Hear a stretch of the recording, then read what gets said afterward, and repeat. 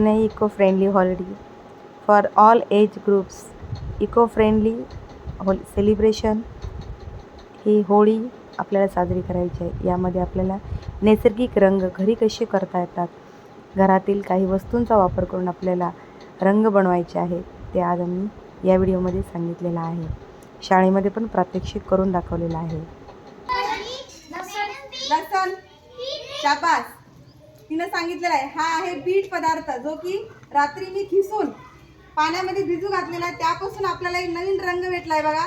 तो आपण होळीला वापरू शकतो. किती रंगतदार झालाय. याच्याने आपले कसली प्रकारची त्वचा खाज येत नाही किंवा आपल्या त्वचेला कसले नुकसान होत नाही.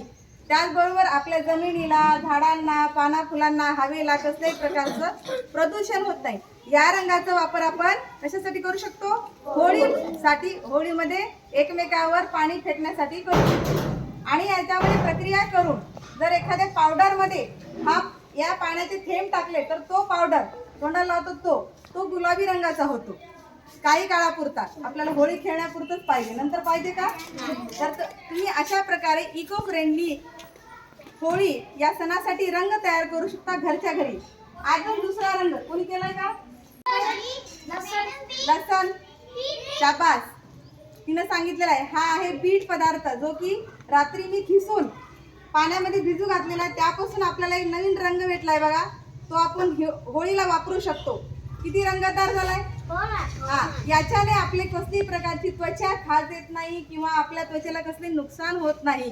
त्याचबरोबर आपल्या जमिनीला, झाडांना, पाना फुलांना, हवेला कसल्याही प्रकारचं प्रदूषण होत नाही. या रंगाचा वापर आपण कशासाठी करू शकतो?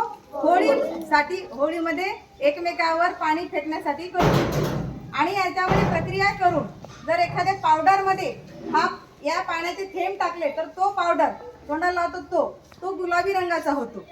काही काळापुरता, आपल्याला होळी खेळण्यापुरतच पाहिजे, नंतर पाहिजे का? तर तुम्ही अशा प्रकारे इको फ्रेंडली होळी या सणासाठी रंग तयार करू शकता घरच्या घरी. अजून दुसरा रंग कोणी केलाय का? ज्याचे रंगदार फुलं असतात, जे रंग एकदम पाण्यामध्ये सोडतात, रात्रभर जर तुम्ही पाण्यामध्ये मिक्स करून ठेवलात तर अशा फुलांपासून आपल्याला पाण्यामध्ये रंग भेटतो.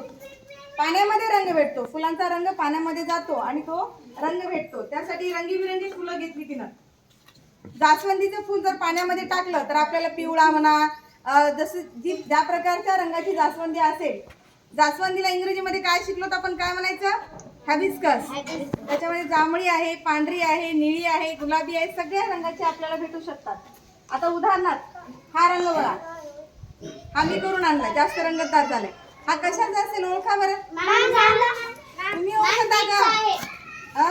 तो तुम्ही ओळखता, तुम्ही ओळखा बरं कशाचा असेल.